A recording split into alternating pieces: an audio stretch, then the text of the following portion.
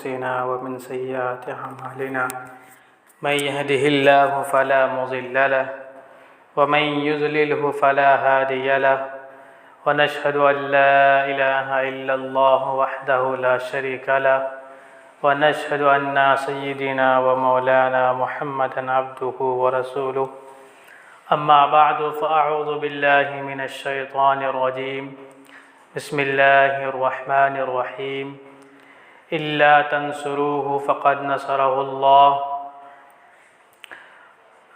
إذ أخرجه الذين كفروا ثاني اثنين إذ هما في الغار إذ يقول لصاحبه لا تحزن إن الله معنا فأنزل الله سكينته عليه وأيده بجنود لم تروها وجعل كلمة الذين كفروا السفلى وكلمة الله هي العليا والله عزيز حكيم صدق الله العظيم اللهم صل على محمد وعلى آل محمد كما صليت على إبراهيم وعلى آل إبراهيم إنك حميد مجيد اللهم بارك على محمد وعلى آل محمد كما باركت على إبراهيم وعلى آل إبراهيم إنك حميد مجيد طلع البدر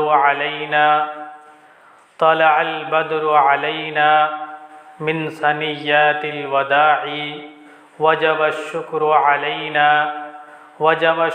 علينا ما دعا لله داع میرے معزز و مکرم مسلمان بھائیوں، چند ہفتوں سے سیرت النبی صلی اللہ علیہ وسلم کے موضوع پر گفتگو چل رہی ہے۔ اسی سلسلے کی ایک کڑی ہجرت سے متعلق چل رہی ہے۔ گزشتہ جمعہ میں نے ہجرت کے معنی بتلایا تھا۔ ہجرت کا مطلب یہ ہے کہ اپنے ایمان کو بچانے کے لیے، اسلامی تعلیمات پر عمل کرنے کے لیے، اگر جس ملک میں وہ رہ رہا ہے اس ملک میں اگر اسلام کے کام کو پوری آزادی کے ساتھ نہیں کر سکتا ہے تو ایسے انسان کے لیے اللہ تعالیٰ نے ہجرت رکھی ہے کہ وہ چاہے تو اس ملک سے ہجرت کر کے دوسری جگہ چلا جائے، یا یہ ہے کہ اسی ملک میں رہ کر اپنی آخری دم تک دشمنوں سے لڑتے لڑتے اللہ کے راستے میں اپنے آپ کو قربان کر دے۔ یہ دو طریقے ہیں۔ نبی اکرم صلی اللہ علیہ وسلم نے جب مکہ کے اندر دین کی تبلیغ کرنا شروع کیا، لوگوں کو اسلام کی دعوت دینی شروع کی تو لوگوں نے بہت ستایا تھا، وہاں کے لوگوں نے بہت پریشان کیا تھا۔ 13 سال تک ظلم و ستم کے چکی میں آپ علیہ السلام اور آپ کے صحابہ پستے رہے۔ اس کے بعد اللہ کی طرف سے حکم ہوا کہ اب مکہ کو چھوڑ کر کے مدینہ چلا جائے۔ چنانچہ اسی غرض سے نبی اکرم صلی اللہ علیہ وسلم مکہ کو چھوڑ کر مدینہ کے سفر پر روانہ ہو گئے۔ مکہ کو چھوڑنے کے بعد سب سے پہلے آپ صلی اللہ علیہ وسلم غار ثور میں گئے۔ اس کے بیچ میں جو باتیں تھیں گزشتہ جمعہ میں بتا چکا ہوں۔ حضرت ابوبکر صدیق رضی اللہ تعالی عنہ حضور صلی اللہ علیہ وسلم کے معیت میں تھے، اور دونوں دوست مکہ کو رات کے وقت میں چھوڑ کر مدینہ کے راستے پہ ہو لیے۔ مکہ سے تقریباً 5 یا 6 میل کے فاصلے پر ایک پہاڑ ہے، اس پہاڑ کا نام ثور۔ اس پہاڑ کے اندر ایک جگہ تھی چھوٹی سی، اور چھوٹا سا اس کا منہ تھا، اندر اس کا خالی جگہ تھی۔ نبی اکرم صلی اللہ علیہ وسلم اور حضرت ابوبکر صدیق رضی اللہ تعالی عنہ جب وہاں پہنچے تو مناسب سمجھا کہ اسی غار کے اندر رہا جائے۔ نبی اکرم صلی اللہ علیہ وسلم کو حضرت ابوبکر صدیق نے فرمایا کہ حضور آپ یہیں باہر کھڑے رہیں، میں اندر جاتا ہوں۔ اندر جا کے صفائی کرتا ہوں، اس لیے کہ یہ جنگل ہے، یہ پہاڑ ہے، یا پتھریلی زمینیں ہیں، کوئی سانپ ہو، کوئی بچھو ہو، اگر آپ کو ڈنک لیا تو خطرہ ہو سکتا ہے۔ تو ابوبکر صدیق نے فرمایا کہ آپ مت جائیے، میں خود جا کر کے پہلے صفائی کرتا ہوں۔ یہ ہے دوستی حضرت ابوبکر صدیق کی۔ رات کا موسم ہے، پہاڑ کے غار میں حضرت ابوبکر صدیق رضی اللہ تعالیٰ عنہ گھستے ہیں، گھسنے کے بعد پورے کو صفائی کرتے ہیں، اس غار کو، اس خالی جگہ کو پورے کو صفائی کرتے ہیں۔ صفائی کرنے کے بعد دیکھتے ہیں کہ اس غار میں چھوٹے چھوٹے سوراخ ہیں، چھوٹے چھوٹے سوراخیں ہیں۔ حضرت ابوبکر صدیق رضی اللہ تعالیٰ عنہ کے پاس ایک چادر تھا، وہ چادر کو پھاڑ کر کے سارے سوراخوں کو بند کر دیے، سارے سوراخوں کو بند کر دیے، لیکن ایک سوراخ زمین میں تھی جو سوراخ کے لیے چادر بچا ہی نہیں۔ اب وہاں کیا رکھتے؟ حضرت ابوبکر صدیق نے کیا کام کیا کہ اپنے پیر کی ایڑی کو اس طرح سے سوراخ پہ رکھ دیا اور اس کے اندر بیٹھ گئے، اور باہر سے نبی اکرم صلی اللہ علیہ وسلم کو آواز دی کہ اب آپ اندر تشریف لائیے۔ چنانچہ نبی اکرم صلی اللہ علیہ وسلم اندر تشریف لے جاتے ہیں۔ حضرت ابوبکر صدیق رضی اللہ تعالیٰ عنہ ایک پیر تو سوراخ پہ رکھتے ہیں اور ایک پیر کو زمین پر جیسے بیٹھتے ہیں عام طور پر بیٹھ جاتے ہیں، اور نبی اکرم صلی اللہ علیہ وسلم کو اپنے اس پیر پر سلا دیتے ہیں۔ یعنی ایک پیر تو وہاں سوراخ پر ہے، دوسرا پیر سرکار دو عالم صلی اللہ علیہ وسلم کے تکیہ بنا ہوا ہے۔ حضرت ابوبکر صدیق رضی اللہ تعالی عنہ بالکل سکون سے بیٹھے ہوئے ہیں اور آپ علیہ الصلاۃ والسلام آرام فرما رہے ہیں۔ اسی درمیان میں کیا ہوتا ہے کہ اچانک ایک سانپ اندر سے آتا ہے۔ وہ سانپ کے بارے میں بعض کتابوں میں لکھا ہوا ہے کہ موسیٰ علیہ الصلاۃ والسلام نے اپنے زمانے میں تقریباً ہمارے نبی کے 1600 سال پہلے اپنے زمانے میں یہ بیان دیا تھا لوگوں کے سامنے کہ ایک نبی آئیں گے، ان کی یہ فضیلتیں ہوں گی، ان کی امتیاں ایسے ہوں گے۔ بہت ساری فضیلت جب گنایا تو ایک سانپ بھی وہاں موجود تھا۔ اس سانپ نے اللہ سے دعا کیا تھا، اے اللہ اس نبی کے آنے تک مجھے زندہ رکھنا، اس نبی کو میں دیکھنا چاہتا ہوں کہ وہ نبی کیسا ہوگا۔ تو اللہ نے اس سانپ سے کہا اگر تم اس نبی کو دیکھنا چاہتے ہو تو مکہ چلے جاؤ، مکہ کے قریب میں جو پہاڑ ہے سور، وہاں جا کر رہو، وہیں ایک زمانہ ایسا آئے گا کہ میرا حبیب یہاں سے سفر کرے گا، مدینہ کے راستے سے جائے گا، تو یہیں اسی پہاڑ میں کچھ دن تک آرام فرمائیں گے۔ چنانچہ وہی سانپ وہاں موجود تھا۔ تو وہ سانپ سوراخوں میں آئے، ادھر سے آیا ادھر سے آیا، سارے سوراخ تو بند تھے، کدھر سے آنے کا راستہ نہیں تھا۔ ایک سوراخ جو نیچے کا تھا وہاں پیر رکھے ہوئے تھے۔ سانپ نے سمجھا کہ ہم ڈنک مار دیتے ہیں تو نقصان پہنچ سکتا ہے، تو سانپ نے بہت کوشش کیا کہ ہٹا لے، لیکن حضرت ابوبکر صدیق نے اپنے پیر کو نہیں ہٹایا، چونکہ ایک پیر پر حضرت نبی اکرم صلی اللہ علیہ وسلم آرام فرما رہے تھے، آپ کے نیند میں خلل پڑ سکتا تھا۔ لیکن سانپ جب بے چین ہو گیا اور سمجھ گیا شاید آج اس غار کے اندر وہ نبی صلی اللہ علیہ وسلم موجود ہوں گے، تو انہوں نے بہت کوشش کیا کہ پیر ہٹا لے۔ جب پیر نہیں ہٹایا تو ابوبکر صدیق نے تو سانپ نے ڈنک مار دیا۔ سانپ جب ڈنک مار دیتا ہے تو اس کا زہر کتنا پھیلتا ہے۔ حضرت ابوبکر صدیق کے پورے بدن میں زہر پھیل گیا اور پورا بدن کالا ہو گیا، پورا بدن سیاہ پڑ گیا، اور سیاہ پڑنے کے بعد ان کی آنکھوں تک ان کے زہر پہنچ گیا۔ حضرت ابوبکر صدیق برداشت کر رہے ہیں، برداشت کرتے کرتے ایسا ہوا کہ آنکھ میں آنسو آ گئے، اور اتفاقاً ایسا ہوا کہ اچانک ایک آنسو کا قطرہ گر کر کے نبی اکرم صلی اللہ علیہ وسلم کے رخسار مبارک پر گر گیا، آپ کے گال پر گر گیا۔ نبی اکرم صلی اللہ علیہ وسلم کے اچانک آنکھ کھل گئی کہ یہ گرم سا پانی میرے چہرے پر کہاں سے گرا۔ کوئی بھی آدمی اگر آرام فرما رہے ہوں، سکون سے سو رہے ہوں، ذرا سا گرم پانی کے جسم پر لگ جائے گا، اس کی نیند خراب نہیں ہوگی؟ یقیناً خراب ہوگی۔ نبی اکرم صلی اللہ علیہ وسلم بیدار ہو گئے اور اچانک دیکھا کہ ابوبکر صدیق رضی اللہ تعالی عنہ کا چہرہ پورا کالا ہو رہا ہے، اب پورا زہر کا اثر ہے۔ اللہ کے نبی نے فرمایا ابو بکر صدیق یہ کیا ہوا تمہارے ساتھ میں؟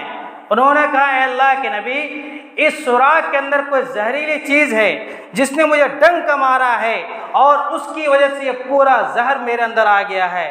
نبی اکرم صلی اللہ علیہ وسلم نے فرمایا اپنے پیر کو وہاں سے ہٹاؤ، ایک سانپ اس کے اندر موجود ہے جو مجھے دیکھنا چاہتا ہے۔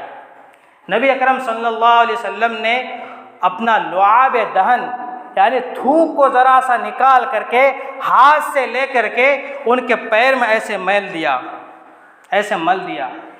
اس تھوک کا اثر، اس تھوک کے اندر اللہ تعالیٰ نے اتنا اسپیڈ رکھ دیا، اتنا اسپیڈ رکھ دیا، وہ تھوک کا لگنا تھا کہ تمام زہر اپنے آپ ختم ہو گیا۔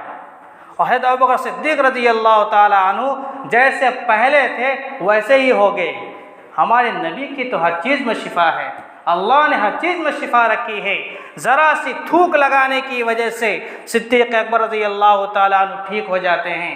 ایک بار ایسا بھی پیش آیا تھا کہ خیبر کے موقع پر آپ صلی اللہ علیہ وسلم جنگ کا جھنڈا حضرت علی رضی اللہ تعالیٰ عنہ کو دینا چاہتے تھے۔ کچھ لوگوں نے کہا کہ ان کے آنکھ میں تو بیماری ہے، آشوب چشم ان کی آنکھ کو پانی آتا ہے۔ اللہ کے نبی نے حضرت علی کو بلایا اور اپنی تھوک کو ذرا سے ان کی آنکھ پہ لگا دیا تو آنکھ کی روشنی اتنی بڑھ گئی کہ شاید اس وقت تک کسی کی آنکھ میں اتنی روشنی نہ ہو۔ شفایا بھی تھی یہ نبی صلی اللہ علیہ وسلم کی۔ تو ابوبکر صدیق رضی اللہ تعالیٰ عنہ نے جب پیر ہٹایا تو وہ سانپ نکلا، ایسے ایک دم کھڑا ہو گیا اور آپ صلی اللہ علیہ وسلم کو اشارے سلام کیا۔ اس کے بعد پھر زیارت کر کے اندر چلا گیا۔ اس کو پھر شوق ہوا، پھر نکلا، پھر دیکھ کے پھر اندر چلا گیا۔ ایسا ہی 3-4 مرتبہ ہوا۔ اس نبی کو دیکھنے کے لیے ایک سانپ بھی تڑپ رہا ہے، لیکن ہم اسی نبی کی امتی کہلاتے ہیں۔ کیا اس نبی کی باتوں پر عمل کرتے ہیں؟ اس نبی کی جس صورت بناتے ہیں، سیرت بناتے ہیں؟ ایک سانپ تڑپ رہا ہے، ایک پتھر تڑپ رہا ہے، ایک نبی کو دیکھ کر پتھر بھی کلمہ پڑھ رہا تھا۔ تو غرض میں عرض یہ کر رہا تھا کہ نبی اکرم صلی اللہ علیہ وسلم جب مکہ سے نکل کر کے مدینہ کو جا رہے تھے تو سب سے پہلے آپ صلی اللہ علیہ وسلم نے غار ثور کے اندر پڑاؤ ڈالا تھا۔ آپ علیہ السلام جب مکہ سے نکل گئے، پھر صبح ہوئی تھی، لوگوں نے دیکھا ہے کہ آپ علیہ السلام مکہ کے اندر موجود نہیں ہیں، تو لوگوں نے سمجھا یہ کہاں چلے گا، آخر تلاش کرو، ٹیمیں تلاش کی۔ اس کے بعد انہوں نے کہا کہ ایسا ہو سکتا ہے کہ ان کا دوست ابوبکر صدیق ہے، ہو سکتا ہے کہ وہیں گئے ہوں گے۔ سب سے پہلا ذہن انہی کا آیا کہ نبی اکرم صلی اللہ علیہ وسلم اگر کسی کے گھر میں جا سکتا ہے تو ابوبکر صدیق کے گھر میں ہی ہوگا۔ چنانچہ یہ ابو جہل اور ان کے ساتھ میں جتنے شیاطین تھے، جتنے اس وقت کے سردار کہے جاتے تھے، سب مل کر کے ابوبکر صدیق کے گھر پہ پہنچ گئے۔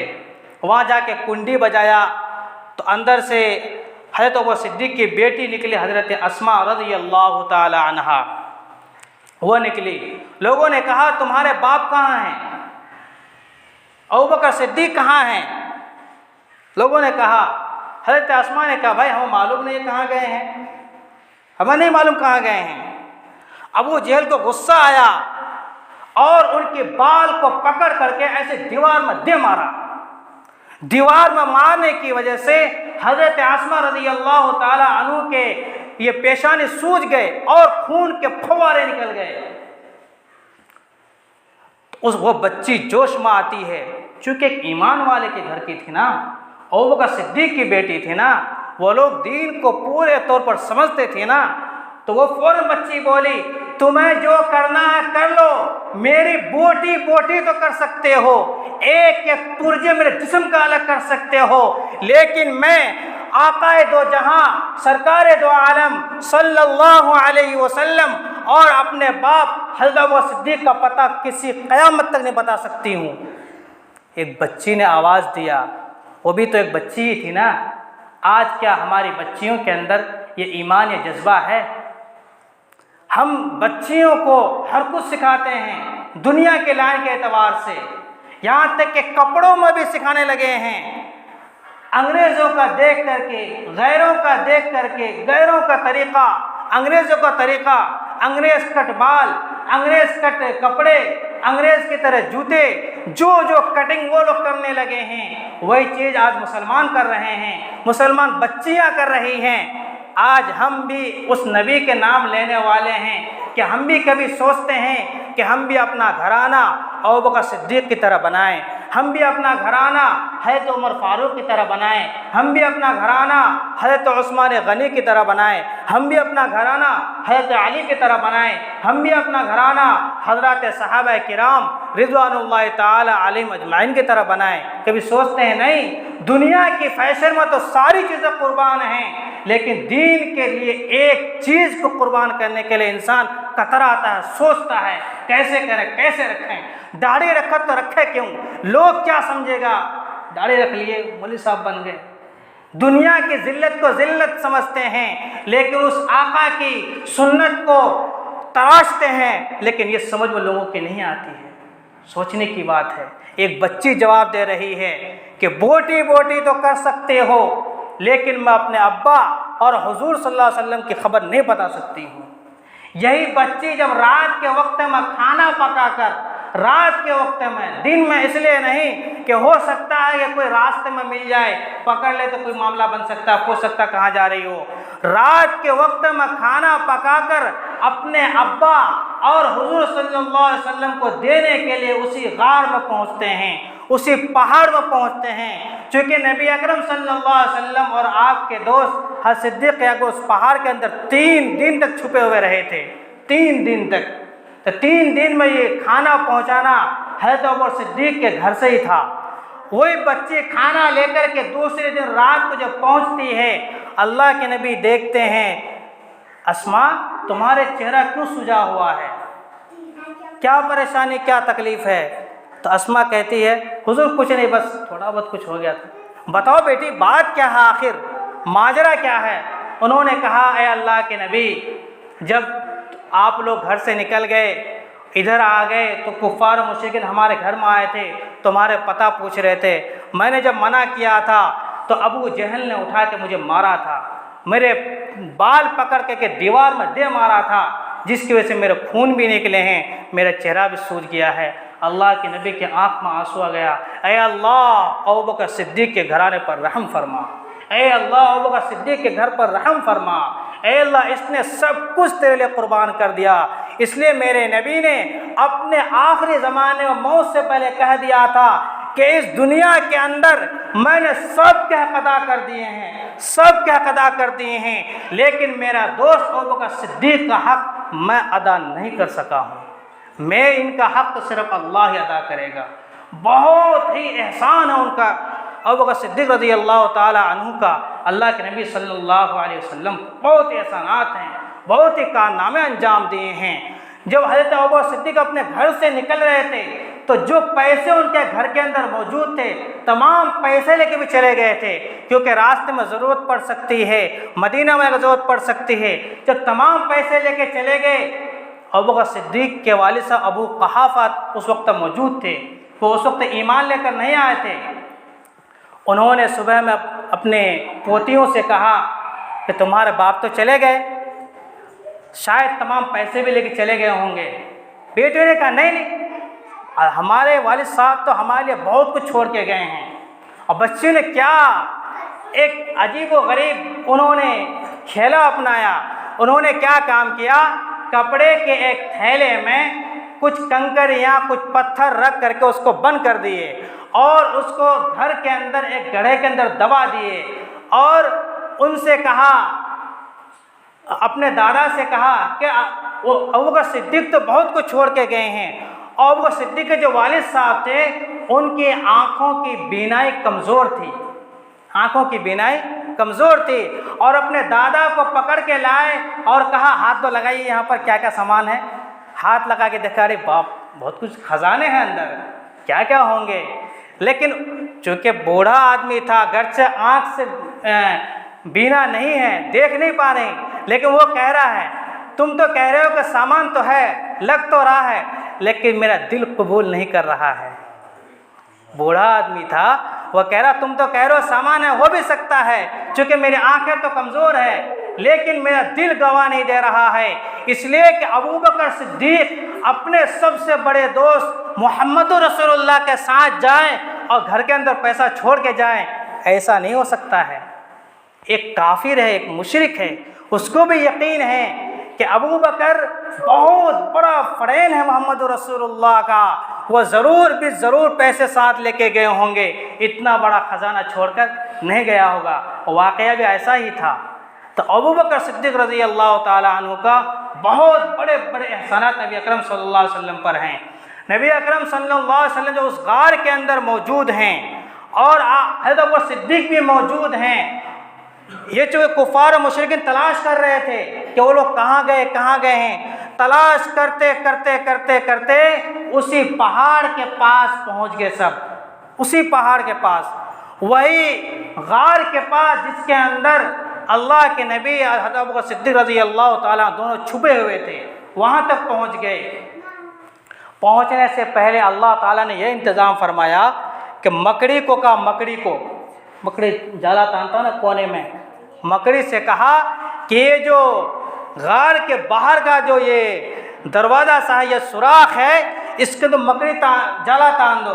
چنانچہ مکڑی آیا، فٹ فٹ فٹ اس میں جالا تان دیا، اور کبوتر سے اللہ نے کہا کہ اس کے اندر جلدی سے گھونسلہ بناؤ، بیچ میں اس میں انڈے رکھ دو۔ چنانچہ کبوتر آیا، وہ انڈا بھی رکھ دیا وہاں پر۔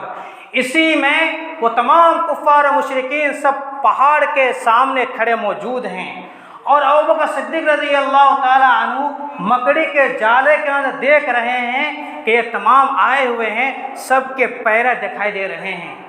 حضرت ابو صدیق سہم گئے، ڈر گئے، خوف میں ہیں، اب تو ہم پکڑے گئے، یہ نالائق لوگ ہم کو پکڑ کے لے جائیں گے، پتہ نہیں کیا سے کیا کریں گے۔ اور اللہ کے نبی صلی اللہ علیہ وسلم صدیق نے کہا، اب بات سننے کی ہے۔ ابو بکر صدیق نے نبی اکرم صلی اللہ علیہ وسلم سے کہا کہ اللہ کے نبی ہم تو پکڑے گئے۔ اللہ کے نبی نے فرمایا، یہ جو قرآن کی آیت میں نے شروع میں پڑھا تھا نا، یہ پوری آیت خصوصاً بیچ میں یہ پورا تعلق اسی غار سے متعلق ہے۔ اذ اخرجہ الذین کفروا، جبکہ کافروں نے مکہ سے آپ کو نکالا، ثانی اثنین، ان میں کا دو میں کا دوسرا حضرت ابو بکر صدیق ہیں، اذ ہما فی الغار، جبکہ دونوں کے دونوں غار کے اندر موجود تھے، اذ یقول لصاحبہ، حضرت ابو بکر صدیق نے اپنے دوست سے کہا، نہیں اللہ کے نبی نے کہا، ابو بکر صدیق نے کہا تھا نا اللہ کے نبی یہ لوگ آ چکے ہیں، ہم لوگ پکڑے جانے والے ہیں، یہ لوگ اگر ہمیں دیکھ لیے طرح نیچے جھانک کر کے ہمیں پکڑ لیں گے۔ اللہ کے نبی نے بڑے اطمینان اور سکون کا جواب دیا، لا تحزن ان اللہ معنا، ابو بکر غم مت کیجئے، بے شک اللہ تعالی ہمارے ساتھ ہیں۔ اللہ ان کے ساتھ نہیں ہے، اللہ تو ہمارے ساتھ ہیں۔ اللہ کے نبی نے بڑی اطمینان جواب دیا، ابو بکر صدیق رضی اللہ تعالیٰ بے فکر ہو گئے، چونکہ جب اللہ کے نبی فرما رہے ہیں تو یہ جملہ اللہ کو کتنا پسند آیا، ذرا سا سینٹنس ہے، لا تحزن ان اللہ معنا، اللہ کو اتنا پسند آیا کہ اللہ نے اس کو قرآن کے اندر ذکر کر دیا۔ قرآن کے 10ویں پارے میں یہ آیت آج بھی موجود ہے، لا تحزن ان اللہ معنا، کہ اے ابو بکر غم مت کیجئے، بے شک اللہ تعالی ہمارے ساتھ ہیں۔ تو کیا اللہ صرف اس وقت نبی صلی اللہ علیہ وسلم کے ساتھ تھے، ہمارے ساتھ نہیں ہیں؟ اللہ کے نبی نے معنا کا لفظ استعمال فرمایا، معی نہیں کا، واحد استعمال نہیں کیا، جمع کا صیغہ استعمال کیا اور کہہ دیا میری امت کی قیامت تک کا نگہبان اللہ تبارک و تعالی ہے، میری امت کی حفاظت کا نگہبان اللہ تعالی ہے۔ شرط یہ ہے کہ ان کے اعمال اچھے ہوں، شرط یہ ہے کہ مصیبت کے وقت میں برداشت کرنے والے ہوں۔ انسان کو چاہیے مصیبت کیسی ہو، پریشانی کیسی ہو، تکلیفیں کیسی ہو، कैसे भी हालात पेश आ जाए, सब हालात में अल्लाह ताला को याद रखना है, सब हालात में अल्लाह को पुकारना है। जब मुसीबत हमारे नबी पर आई है, अबू बकर सिद्दीक को आई है, तो अल्लाह के नबी ने उसी अल्लाह को पुकारा है। हमें भी चाहिए, हम भी अपने काम काज के वक्त में, अपनी ज़रूरत के वक्त में, अपनी मुसीबत के वक्त में, अपनी तकलीफ़ों के वक्त में, हर वक्त में उसी खुदा को याद। कितना बर्दाश्त का मादा है, जो लोग बर्दाश्त करते हैं उसके बारे में अल्लाह ने इरशाद फरमाया, इन्नल्लाह मअस्साबिरीन, इन्नल्लाह मअस्साबिरीन, बेशक अल्लाह ताला बर्दाश्त करने वालों के साथ हैं, अल्लाह ताला सब्र करने वालों के साथ हैं। जो लोग बर्दाश्त करते हैं, हर चाहे हालत अच्छी हो, खुशहाली में, बदहाली में, हर हालत में जो इंसान अल्लाह तबारक व तआला को याद रखता है, तो अल्लाह ताला भी ऐसे इंसान को ज़रूर याद रखते हैं। अल्लाह ताला हम सबको कहने सुनने अमल की तौफीक अता फरमाए और नबी अकरम सल्लल्लाहु अलैहि वसल्लम के नक्श कदम पर कमा हक़्क़ु चलने की तौफीक अता फरमाए, एक एक सुन्नत को अपनाने की तौफीक अता फरमाए, हर हालत में सब्र करने की तौफीक अता फरमाए, मुसीबत में, तकलीफ़ में, हर हालत में अल्लाह ही को याद रखने की तौफीक अता फरमाए। व आखिरु दावाना अनिल हम्दुलिल्लाहि रब्बिल आलमीन।